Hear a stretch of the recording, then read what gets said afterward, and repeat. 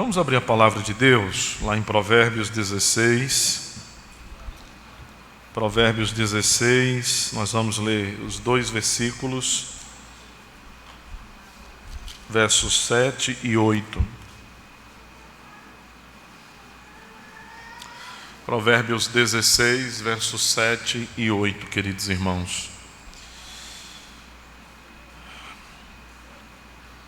Diz assim a palavra de Deus: sendo o caminho dos homens agradável ao Senhor, este reconcilia com eles os seus inimigos. Melhor é o pouco havendo justiça do que grandes rendimentos com injustiça. Amém. A vida que revela a quem servimos. Nós vamos meditar sobre isso nessa manhã. A vida que revela a quem nós servimos. A nossa vida e a vida de todos os homens, indistintamente nesse mundo, é uma revelação de quem eles servem. Portanto, a vida proposta pelas Escrituras, proposta pelo Evangelho para nós, para aqueles que creem e confiam em Jesus Cristo, certamente é a vida que precisa revelar a quem de fato nós servimos. O nosso viver, a nossa vida deve demonstrar isso, deve apontar nessa direção. Dando continuidade ao capítulo 16 de Provérbios, nós podemos extrair com precisão 2 deveres preciosos que devemos considerar em cada um destes versículos, um destes deveres, para o bem da nossa alma, para o bem da nossa vida, para que vivendo, cumprindo estes deveres, a nossa vida revele que nós servimos ao verdadeiro Deus, ao Deus da graça, da misericórdia, do perdão, da providência, da bondade. O versículo 7 que nós há pouco ouvimos a leitura, sendo o caminho dos homens agradável ao Senhor, este reconcilia com eles os seus inimigos. O primeiro dever é o dever de viver para o Senhor. Devemos viver para o Senhor, sendo o caminho dos homens agradável ao Senhor. Meus irmãos, ao lermos algo assim como nós acabamos de ler, nós precisamos trazer à memória, lembrar que o livro de Provérbios, considerando essa parte das Escrituras, o contexto do livro de Provérbios, nós já sabemos ao longo destes 63 sermões ouvidos em Provérbios, que o livro de Provérbios ele nos oferece princípios básicos de vida, normas de vida, ou poderíamos dizer que o livro de Provérbios nos apresentam leis, mas não são leis inflexíveis ou promessas absolutas. E o que isto significa? Significa que, considerando a maior parte do livro de Provérbios, nós não podemos tomar estas leis ou promessas que podem ser encontradas aqui como se fossem leis inflexíveis que não podem não ser exatamente conforme está declarado, ou promessas que podem não vir a se cumprir, não são promessas absolutas, não são leis inflexíveis. Ora, o que o versículo 7 está dizendo é que se o nosso caminho for bom aos olhos de Deus, for agradável a Deus, ele está dizendo que Deus vai reconciliar conosco os nossos inimigos. Essa é uma promessa, mas não é uma promessa absoluta. Não é uma lei inflexível, que exatamente vai acontecer assim sempre. Então nós precisamos compreender esta característica da estrutura literária do livro de Provérbios. Ele não é um livro que a gente chama de livro normativo. Não é um livro normativo, é um livro de sabedoria. É um livro que compõe um contexto dos livros poéticos do Antigo Testamento. Assim como, por exemplo, nós não devemos, e se o fizermos, nós cometeremos alguns erros à medida que nós caminharmos por essa trilha, lendo o livro dos Atos dos Apóstolos, pensando agora em Novo Testamento, lendo o livro dos Atos dos Apóstolos, mas fazendo uma leitura de Atos, como se nós estivéssemos lendo uma das cartas do apóstolo Paulo. Atos não é um livro normativo, ele é um livro de história, ele é um livro histórico no Novo Testamento. Ele é um livro de uma narrativa histórica, ele não é um livro de norma doutrinária. Mas é claro que nós podemos certamente extrair do livro dos Atos dos Apóstolos princípios e até doutrinas sendo praticada ali. Com isso nós precisamos entender que um livro bíblico, ele possui um gênero literário predominante, central, que governa a estrutura do livro. Mas ele pode, normalmente esse livro da Escritura, ele tem também outros gêneros literários secundários que estão ali dialogando, conversando com a estrutura central, com a coluna que sustenta o livro. E a gente precisa, como que comendo peixe, separando a carne da espinha e vendo o que precisa ser processado, o que é mais facilmente digerido, o que precisa ser entendido em seu lugar, em sua categoria correta. E esse não é um trabalho tão fácil assim.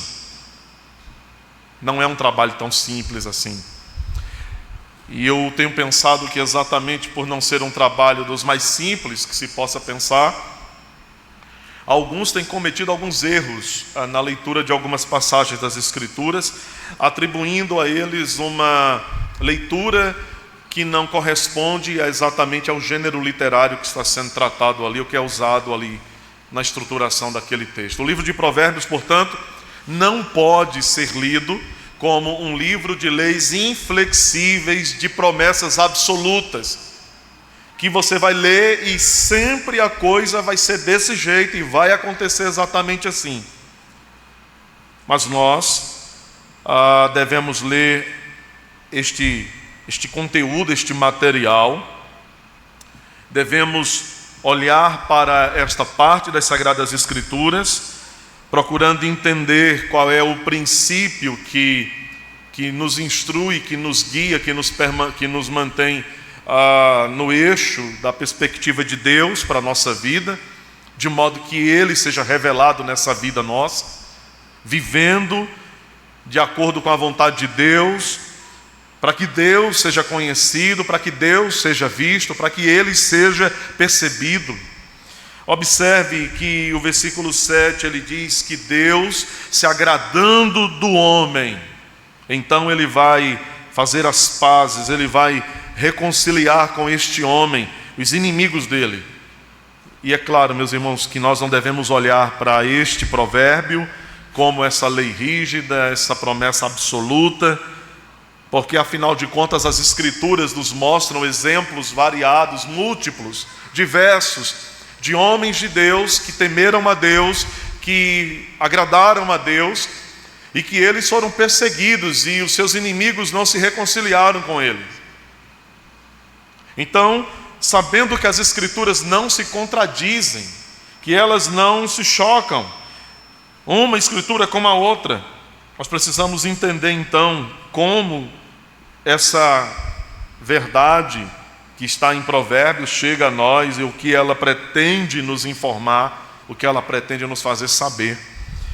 Então eu gostaria que nós pudéssemos, considerando o versículo 7, em primeiro lugar, nós pudéssemos olhar para essa primeira parte do versículo, sendo o caminho dos homens agradável a Deus, e notar aqui algo importante para nós.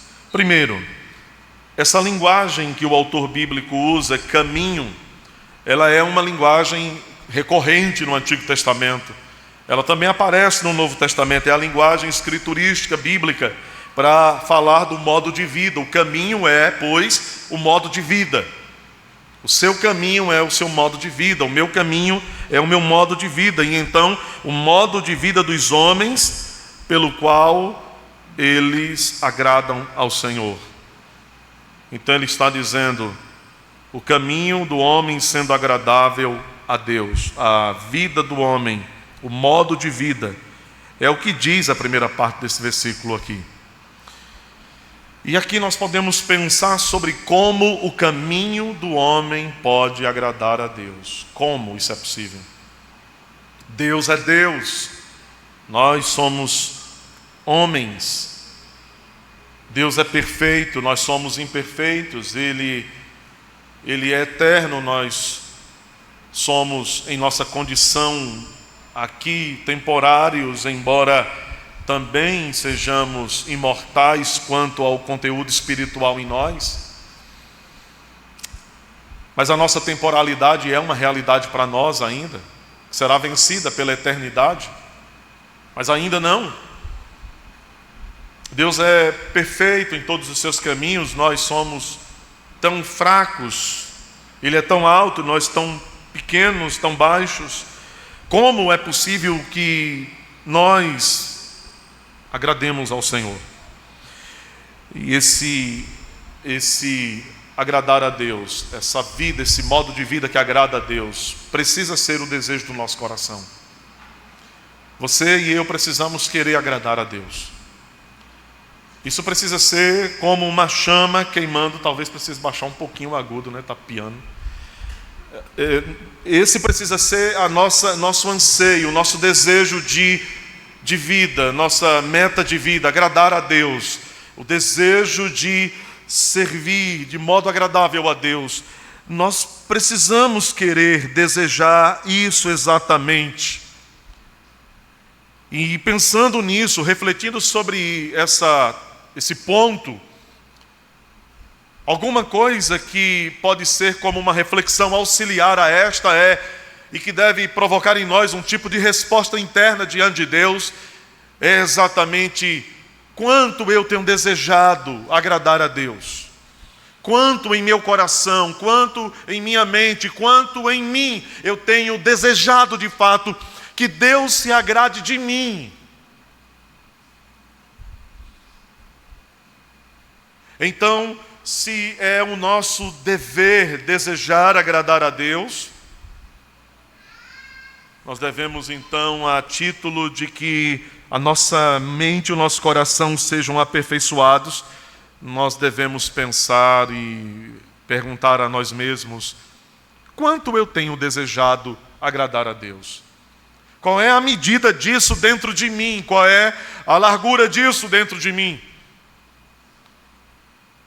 E talvez nós nos surpreendamos, se formos minimamente sinceros conosco mesmos, e nos surpreendamos, talvez nos envergonhemos.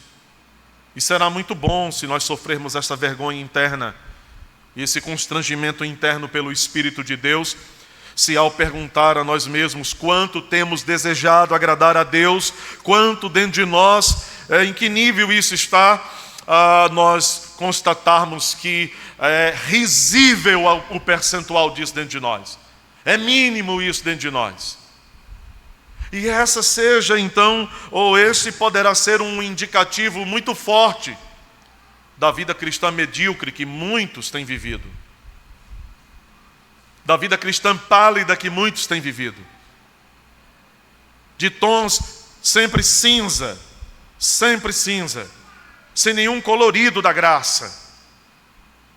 Talvez isso seja um sinalizador da nossa falta de vibração com as coisas de Deus, de empolgação com Deus, de vontade de agradá-lo. E quem sabe, o máximo que possamos alcançar de resposta seja: estamos pelo menos tentando manter uma boa aparência de religiosos. Nós precisamos procurar por todos os meios que Deus nos dá. Nós precisamos procurar fazer uso de todos os meios que Ele nos disponibiliza, que nos leve exatamente a querer em nosso coração agradá-lo e a procurar viver esse modo de vida que seja agradável a Ele. Colossenses capítulo 2, versos 6 e 7, o apóstolo Paulo escrevendo essa carta, uma das cartas da prisão. Paulo está em Roma, preso. Ele escreve algumas cartas da prisão, ele escreve os Filipenses, ele escreve a carta aos Colossenses. Paulo escreve no capítulo 2, versos 6 e 7, ele diz: ora, como recebestes Cristo Jesus, como vocês receberam a Jesus Cristo, o Senhor, assim andai nele, assim vivam nele. Paulo usa uma palavra grega de grande impacto. Ele diz: nele enraizados, nele radicados, enraizados, e nele edificados, e nele confirmados na fé, tal como fostes instruídos. Paulo está dizendo que a instrução, que o que é necessário a igreja saber quanto a este modo de vida que deve agradar a Deus, isso foi dado a vocês. Vocês sabem disso. Eu olhava ontem alguma coisa do status, acho que é status, sei lá como é o nome daquele, do Facebook. Que aparece lá, né? Você posta umas coisinhas lá. E eu fico olhando como as moças da igreja, da nossa igreja, algumas, têm se esforçado para expressar na rede social uma dose generosa de sensualidade. Eu quero dizer a você, isso é ímpio, isso é vil, isso é pecaminoso.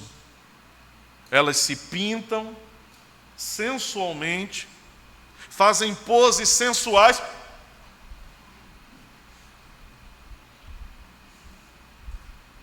Olha de lado quem como quer olhar. Isso é pecado. Mãe, olha a internet da tua filha, a rede da tua filha. Adolescentes da igreja em poses de sensualidade, de lascívia. Você sabe o que é que isso vai provocar nos garotos? Eu estou pensando em garotos de 13, 14, 15, 16, 17 anos, da igreja. Lascívia. E sabe o que é mais perverso ainda e mais vil ainda? É quando esse tipo de coisa é confrontado e os pais dizem assim: negativo, minha filha está sendo feliz, o problema é de quem está olhando. Queria dizer que se você pensar isso, esse pensamento que você está nutrindo, ele vem de Satanás, ele é do diabo. Mas você está alimentando isso. Trejeitos de sensualidade, de lascívia, posições, sabe? É risível a vida cristã em nossos dias. Deus nos chamou à santidade, irmãos. Ele nos chamou a um modo de vida agradável a Ele. Paulo está dizendo: assim como vocês receberam a Jesus Cristo, o Senhor, vocês não são mais governados por vocês, pelo mundo, pelos conceitos desta era, mas vocês são guiados pelo Senhor. Então vocês devem viver nele, enraizados nele, edificados nele, confirmados na fé, tal como vocês foram ensinados. Vocês receberam o Evangelho, vivam conforme o Evangelho. Paulo diz: e cresçam, ele usa um gerúndio, crescendo em ações de graças. Ele está dizendo então que quem vive assim, prossegue, é uma progressão. não é algo pontual, estático. Então você vai crescendo e crescendo e crescendo em ações de graças, em louvor a Deus. Essa é a tradução, louvando, adorando a Deus. Quanto mais nele nós estamos, mais nós queremos adorá-lo. Isto é, dar a ele ações de graças. Esse viver significa reconhecer o temor dele como algo essencial para a vida cristã. Não há vida cristã sem o temor de Deus. Não há cristianismo real, autêntico, sem temor. E é algo essencial para a vida. Salmos 147, verso 11. Salmos 147, 11. O Senhor se agrada dos que o temem e dos que esperam na sua misericórdia. O Senhor se agrada. Provérbios está dizendo, sendo o caminho do homem agradável a Deus. O Senhor se agrada dos que o temem. Viver nele e agradá-lo significa temê-lo. Não é procurando cumprir um monte de regras religiosas, como se Deus fosse se contentar com formas e expressões externas vazias. Viver de modo agradável a Deus não significa viver cumprindo um monte de regra religiosa, como se Deus se satisfizesse, como se Deus se agradasse de expressões externas vazias, de verdadeiro compromisso com Ele e de temor pelo nome dEle e pela palavra dEle. Nós podemos ser bons em estética, nós podemos ser muito bons em estereótipos, nós podemos ser muito bons como religiosos, talvez nós possamos ser muito bons como reformados, mas se isso é apenas expressão externa, isso não é capaz de agradar a Deus. É necessário o verdadeiro compromisso com Deus. É necessário o temor de Deus, é necessário o temor pelo nome de Deus e pela palavra de Deus, e você carrega essas duas coisas. O nome dele foi colocado sobre você e a palavra dele foi colocada no seu coração. As normas de conduta da vida cristã, e elas existem, a ética cristã é real, ela existe. Nós não estamos pensando num tipo de cristianismo libertino, sem norma, sem regra. Não há isso. O reino de Deus é um reino de regra. É um reino de ordem, de mandamentos. Mas os seus mandamentos não são penosos, não nos esmagam, não nos destroem. Se algum mandamento de Deus tem destruído você, tem esmagado você, o problema não está no mandamento de Deus, mas está em seu coração. Não há nenhum problema no mandamento, mas está em seu coração. E Ele está nos falando estas coisas hoje, porque Ele nos ama e Ele quer que nós possamos viver de fato uma vida que agrade a Ele, que se faça perceber por aquilo que é autêntico. Essas normas de conduta, essa ética cristã, ela só fará sentido se for expressão de uma mente e de um coração que teme a Deus. Do contrário, poderá ter aparência de sabedoria, como culto de si mesmo, mas sem nenhum efeito, sem qualquer significado real, prático contra o pecado. A segunda coisa importante a ser notada nesse versículo está na segunda parte dele. Este reconcilia com eles os seus inimigos. E como nós falamos no início, nós não podemos encarar isso como uma regra rígida, como uma lei inflexível. Mas há um princípio aqui que nós devemos extrair, que é bom para nós, que não falha, que nos é ensinado aqui. E o princípio é que nós não devemos buscar a vingança. A vingança pertence a Deus. Quando diz que Ele reconcilia, significa que Ele cuida das pendências entre nós e os nossos adversários, entre nós e os nossos inimigos. A nossa luta não é contra a carne e o sangue, a vingança não é nossa, é de Deus. então nós podemos aprender a partir desse trecho das Escrituras. Quer os inimigos dos servos de Deus sejam a eles reconciliados ou não, não importa. O que podemos extrair daqui e levar conosco para casa e viver com isso é que Deus cuida das nossas batalhas, que Ele está cuidando daquelas pendências que envolvem a nós e aqueles que se opõem a nós como inimigos. Então nós colocamos diante dEle, nas mãos dEle, que resolva essas coisas. Segundo dever, no versículo 8, nós devemos rejeitar o lucro da injustiça. Nós devemos rejeitar o lucro da injustiça. Melhor é o pouco, havendo justiça, do que grande rendimento com injustiça. Então nós devemos rejeitar o lucro, qualquer bônus daquilo que é injusto, que procede de injustiça. E parece que esse versículo é como um desdobramento do versículo 7. O versículo 7 está falando de vivermos um modo agradável a Deus, da maneira que agrada o Senhor. E o 8 diz, olha, não queira o rendimento daquilo que é injusto. Está falando de ética, comportamento, de resposta social. Está falando de vida.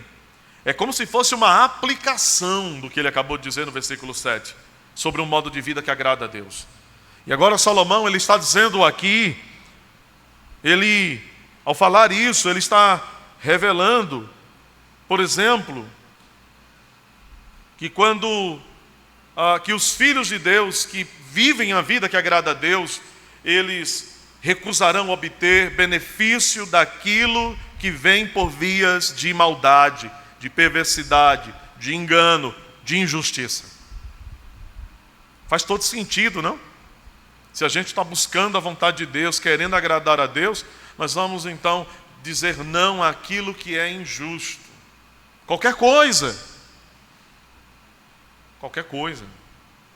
Como isso pode me beneficiar? Como isso tem chegado a mim de forma injusta? Então eu não posso me apropriar.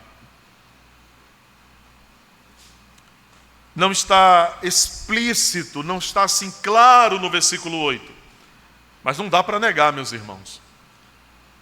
Com pouco esforço, não dá para negar que esse versículo, ele tem uma lição importantíssima para a nossa vida. Ele tem uma lição importantíssima para todos nós que queremos, que desejamos mais e melhor agradar a Deus por um modo de vida que o revele como nosso Deus. E a lição é uma lição sobre contentamento. É uma lição sobre satisfação. Ela parece brotada aqui. Melhor é o pouco com justiça do que o muito com injustiça. Contentamento, satisfação. Mas aí vem uma pergunta: quando ter pouco pode ser agradável? Né? Olhando assim friamente, o raciocínio humano frio.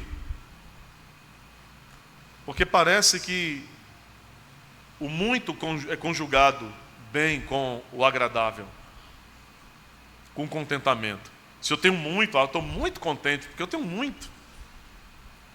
Mas Provérbios está ensinando que, talvez um parêntese importante, ele não está dizendo que você não poderá ter muito pelos meios justos. É claro que sim. Esse não é o foco dele aqui. A Escritura vai ensinar que Deus enriquece pessoas, que Deus pode fazer você prosperar muito e tornar você um homem muito abastado e por meios justos, lícitos. Mas Salomão está focando aqui num contraste entre o ter pouco pela justiça e o ter muito com a injustiça, conflitando essas duas realidades, dois modos de vida que se opõem. Ao que parece, o primeiro revela um modo de vida santo, santificado, que agrada a Deus, e o segundo, obviamente, um modo de vida ímpio, que desagrada ao Senhor. Mas quando ter pouco é agradável ao homem, afinal? Ao homem que, no geral, parece sempre querer alguma coisa a mais. Sabe quando ter pouco pode ser agradável a nós? Quando nós estamos contentes em Deus. Quando nós estamos contentes nele, satisfeitos em Deus.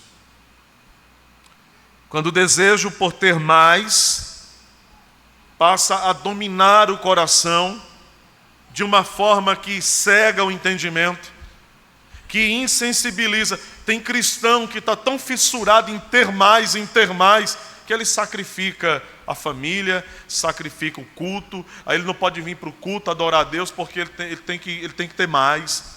Ele não tem tempo nenhum para nada na igreja. Ele não pode ser sócio da UPH, né, presbítero Paulo? Porque ele tem que trabalhar para ter mais. Ela não pode se integrar na SAF, porque tem que ter mais e tem que ter trabalho mais. Não faz mais nada na igreja, na casa de Deus, não se envolve com nada, porque está vivendo um ativismo, trabalho dominando, a perspectiva de mais, cegando o coração, insensibilizando a alma, fazendo talvez você perder de vista o que é importante acima de coisas. Comunhão, amizade, sentimento com pessoas que, como você, confessam a mesma fé, prazer nas coisas de Deus, a vontade, a sede de ter mais e mais. Quando isso vai dominando o coração, cegando o entendimento, porque parece que a pessoa não está contente com o que tem, e ela tem que sacrificar tanta coisa que é importante para a vida dela, simplesmente porque ela precisa ter mais. Vai tornando você refém do que você acredita ser a sua necessidade. Presta atenção. A gente vai virando refém daquilo que a gente acredita que é a nossa necessidade. Mas a que custo? Mas a que preço? Ao preço de você não conhecer ninguém na tua igreja. Ao preço de alguém chega no grupo da igreja e pede oração e você fica, quem é? Eu estou há 20 anos na igreja, mas quem é esse irmão? Quem é essa irmã? Você está tão envolto, está tão enredado, está tão enrolado com essa coisa do mais, do ter mais coisa, do ter mais coisas e tal. Isso está tornando você refém. Teus filhos não conhecem a igreja, teus filhos não crescem na igreja, você não conhece a igreja. Faz uma anamnese aí. Quando você faz uma reunião, uma confraternização, sei lá, um aniversário, um chá de alguma coisa, quem mais está junto com você? Ímpios ou santos? Larguei. Estava com a vontade de dizer isso faz um tempo. Quem que figura tuas fotos, teu quadro, teus relacionamentos? Não que você não tenha relacionamentos externos, até porque você precisa ser um agente de Jesus, uma testemunha dele a quem está nas trevas, e testemunhar que você é de Jesus, e dizer você precisa de Cristo. Mas eu não posso acreditar que um crente tenha mais amigo incrédulo do que crente. Eu não consigo entender isso. Os teus amigos mais íntimos, os teus mais próximos, eles não cultuam o teu Deus, não conhecem o teu Deus, não servem ao teu Deus. Eu não tenho dúvida de que Deus está nos sacudindo nessa manhã, nos provocando, nos inquietando a uma reflexão. Não saia com raiva, magoado, triste, meu irmão. Deus te ama ao ponto de fustigar a tua consciência, para que produza em você uma nova mentalidade, um novo modo de vida, que Ele seja visto e percebido. Tudo isso porque Ele quer que nós sejamos cada vez mais expressão da sua graça e misericórdia. queria dizer a você uma coisa, ilustrando o que eu acabei de falar. É maravilhoso comer bolacha Maria, beber café com alguém que conosco serve ao mesmo Deus.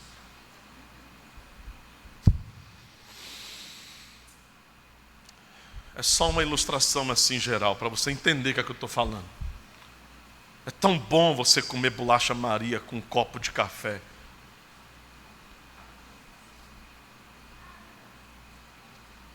Você precisa conhecer sua igreja. Você precisa conhecer seus irmãos. Você precisa dar um tempo, interagir, se envolver. Sabe? Perceber. Sentir. Ser percebido. Ser sentido. Isso é igreja. Isso é corpo. Isso é vida. Aleluia.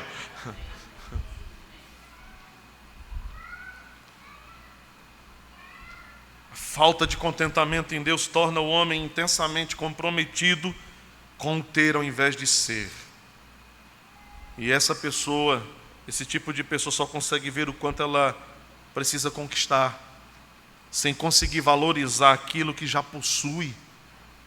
Então, se você possui alguma coisa, mas para ter mais, vai sacrificar a tua vida com teus irmãos, tua comunhão com Deus, teu crescimento no conhecimento de Deus, não queira ter mais, pronto, é isso que Deus está dizendo. É isso. Sabe por quê? Porque você pode ter um monte de coisa que você conquistou por uma dedicação excessiva, por uma entrega da sua vida, de horas, de dia, de sangue, de suor. Mas sabe o que vai acontecer? Um dia você vai morrer. E sabe o que vai acontecer? Tudo que você fez, tudo que você plantou, armazenou nos seus celeiros, será para alguém. Para quem será? E o que vão fazer? Sabe, todas as coisas que possuímos, que temos do ponto de vista de coisificação, de material, perecerá. Mas há uma riqueza que nós ajuntamos aqui na terra, que nós preparamos aqui e armazenada nos celeiros do céu. Ninguém poderá corromper isso. Ninguém pode tirar isso.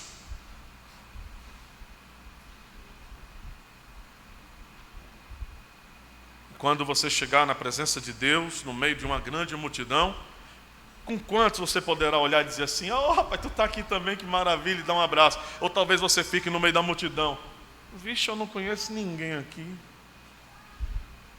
Tipo estilo lá, aquele ator hollywoodiano, John Travolta, já viu aquele meme? Está com um paletó aqui, nos embalos de sábado à noite, coitado, e está olhando para um lado, né, o Travolta, olhando para o outro, porque talvez você passou a tua vida todinha de igreja, sem conhecer o teu povo, a tua igreja, teus irmãos. Você chega no céu, lá está a multidão, você fica: ih, tudo bom, é crente também, né, vai para o céu, né? Mas não sei quem é, meu Deus. Não sei, não faço ideia. Estou perdido. Mas salvo, graças a Deus. Graças a Deus. Quando o povo de Israel, em Números 21, falou ao Senhor, contra Moisés, eles disseram assim, Números capítulo 21, eles disseram assim: por que nos fizeste sair do Egito? Para que a gente morresse aqui nesse deserto, onde não há pão, onde não há água, e a nossa alma tem fastio desse pão vil. Eles estavam falando do maná, uma comida que vinha do céu todos os dias de manhã, um milagre de Deus. Você sabe quando pessoas que estão dentro da igreja estão olhando para os milagres de Deus e estão dizendo: eu não aguento mais essa comida, parece uma coisa tão longe de nós, não é essa fala? Tão sem conexão conosco. Não se admire, muitos de nós estamos dizendo a mesma coisa e falando a mesma coisa, e nós estamos, assim como Israel, desprezando o Senhor. Sabe o que alguns crentes estão dizendo hoje? Eu estou cansado desse culto, eu estou cansado dessa pregação, eu estou cansado dessas exortações, eu estou cansado de ser chamado a atenção, eu estou cansado de ouvir e parecer que sempre eu estou mais errado do que certo. Eu estou cansado de ter que confessar pecados no culto e cantar um hino, um salmo. Eu estou cansado disso. Estou fastioso disso. Eu não tenho fome de comer essa comida.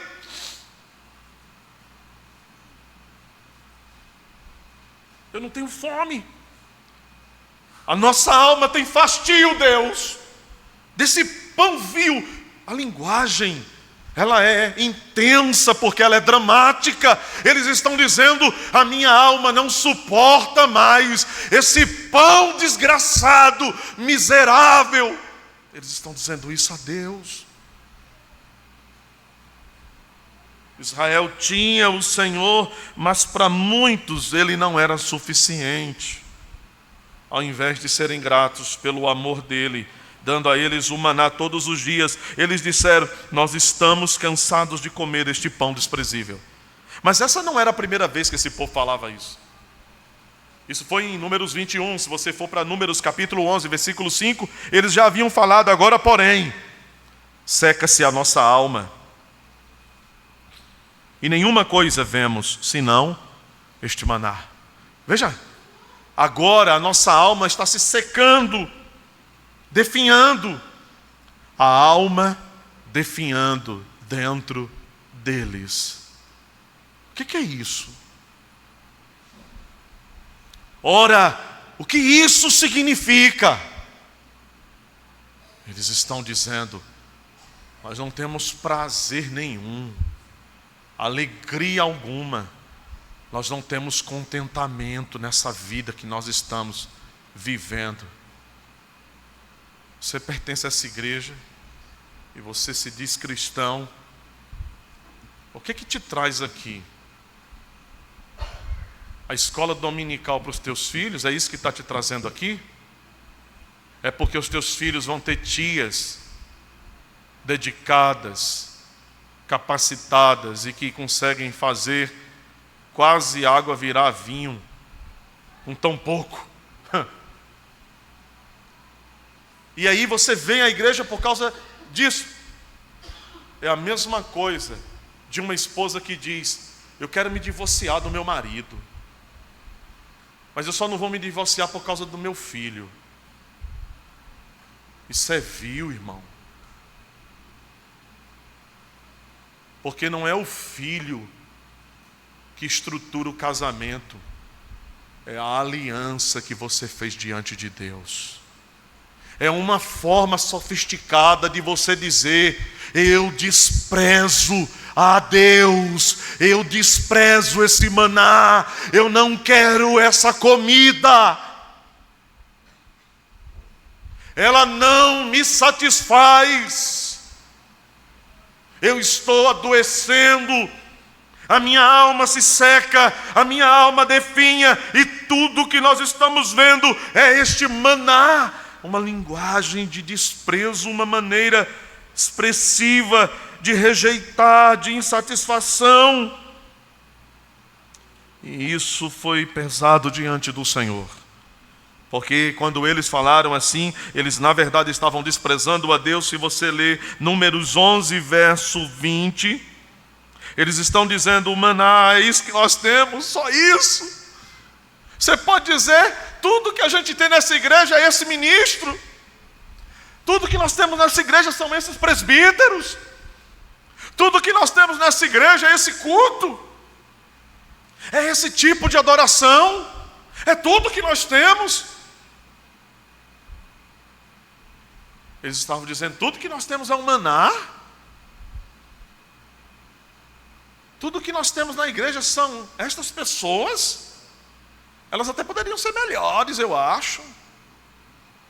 Eles estavam dizendo: tudo que nós temos é isso aqui, é o maná. Números 11, 20. Veja o que Deus diz: porquanto rejeitastes o Senhor, porque Ele está no meio de vocês. Eles diziam: tudo que temos é o maná. Mas ao rejeitar o maná, eles estavam rejeitando a Deus. Essa é a exegese que Deus fez nas palavras deles. A falta de contentamento com o que nós temos recebido é pecado. E o que foi que você recebeu? Recebeu essa esposa que você tem, você não está contente com ela, então é pecado. Você recebeu de Deus esses filhos, não está contente com eles, é pecado. Você recebeu esse trabalho como subsistente, você não está contente, é pecado. Esse é o pastor que você tem, você não está contente, desculpa, mas é pecado. Essa é a igreja que Deus te deu, você não está contente, é pecado. Falta de contentamento em nosso coração é pecado diante de Deus. Quando se diz que melhor é o pouco com justiça do que o muito com injustiça, significa que Deus pode permitir que o homem ganhe até sucesso, atingindo alvos que ele fixou, por meios injustos. Mas não se esqueça, toda injustiça será respondida pela vara do juízo de Deus um dia. Ele julgará a injustiça. Aos que andam pelas sendas da justiça, da bondade, da verdade, ainda que tenham muito pouco nessa vida. E essa não é uma teologia da miséria. Não é uma teologia da miséria. Paulo disse: eu queria que vocês todos profetizassem. Eu posso dizer a vocês, eu queria que todos vocês fossem muito prósperos e muito ricos. E aliado a tudo isso, vocês tivessem, e todos nós tivéssemos um coração generoso, para que a nossa riqueza glorificasse a Deus. Viver para o Senhor, porque nenhum de nós vive para si mesmo, nenhum de nós morre para si mesmo. É para o Senhor que vivemos. Se morremos, é para o Senhor que morremos. Quer pois vivamos ou morramos, somos do Senhor. Aleluia. Devemos rejeitar o lucro da injustiça. Nenhum lucro que procede de injustiça será de verdade lucro, será na verdade perda. Pois é muito verdadeiro que quem tem Jesus tem tudo. Quem não tem Jesus não tem nada. Amém. Vamos orar nesse instante. Queria convidar você a ficar em pé.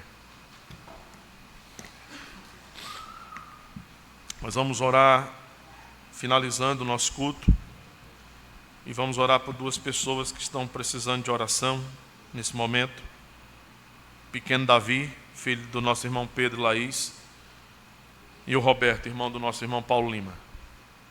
Pai eterno, nós te louvamos pela tua palavra poderosa, que restaura a alma, que ilumina os olhos. Bendito seja o Senhor que nos fala. E o Senhor fala com o seu povo, porque o Senhor ama este povo. Ó Deus, nos ajuda, Senhor, a responder ao que ouvimos vivendo essas coisas. Transforma a nossa vida. Nos guia, Senhor, para uma vida que busca sempre agradá-lo e uma vida que busca pelos caminhos justos, honestos, lícitos, a prosperidade que nos for possível. Nós intercedemos nesse momento, Senhor Deus, pelo pequeno Davi, que está na UTI. Essa criança nasceu há poucos dias, e os nossos irmãos, o Pedro, a Laís e os seus familiares, Senhor, estão sensíveis e ansiosos para que o Senhor, ó Deus, opere misericordiosamente no Davi, e logo ele possa retornar, voltar para casa, vir para casa, na verdade, e alegrar toda a sua família. Ó Deus da misericórdia, restaura a saúde dessa criancinha, desse bebê. Traz esse filho do Senhor para os braços dos seus pais, para que em breve o vejamos aqui, Senhor.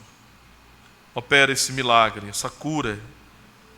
Ó Deus, desenvolve qualquer dano que tenha sido causado, Senhor, pelas dificuldades da gestação.